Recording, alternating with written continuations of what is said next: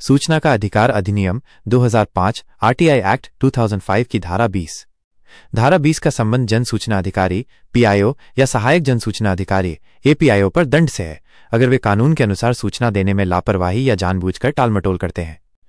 धारा 20 दंड का प्रावधान। उपखंड 1 विलंब या गलत सूचना देने पर जुर्माना।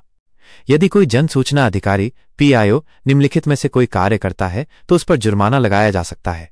1 समय सीमा 30 दिन में सूचना नहीं दी। 2 बिना उचित कारण के सूचना देने से इनकार किया। 3 जानबूझकर गलत अधूरी या भ्रामक सूचना दी। 4 रिकॉर्ड को नष्ट किया। 5 सूचना उपलब्ध कराने में बाधा डाली। इन मामलों में राज्य सूचना आयोग या केंद्रीय सूचना आयोग उस अधिकारी पर 250 रुपये प्रतिदिन के हिसाब से जुर्माना लगा सकता है जो अधिकतम 25,000 रुपये तक हो सकता है। गणना जुर्माना इक्वल्स विलंब के दिनों की संख्या गुणा 250 रुपये। यह जुर्माना 25,000 रुपये से अधिक नहीं होगा। उपखंड 2 अनुशासनात्मक कार्रवाई।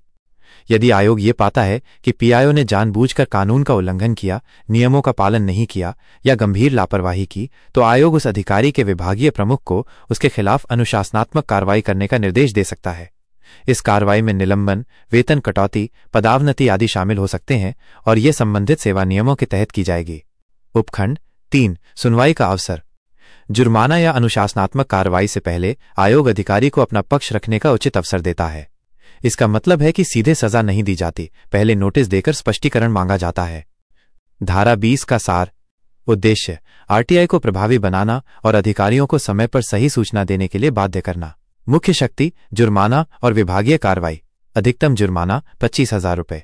कारण देर, गलत सूचना, अधूरा उत्तर, बाधा डालना, रिकॉर्ड नष्ट करना। अपील के लिए अतिरिक्त जानकारी।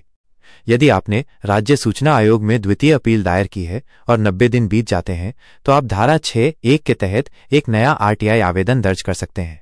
आप इसमें ये सवाल पूछ सकते हैं कि आपकी पिछली अपील पर क्या कार्रवाई हुई।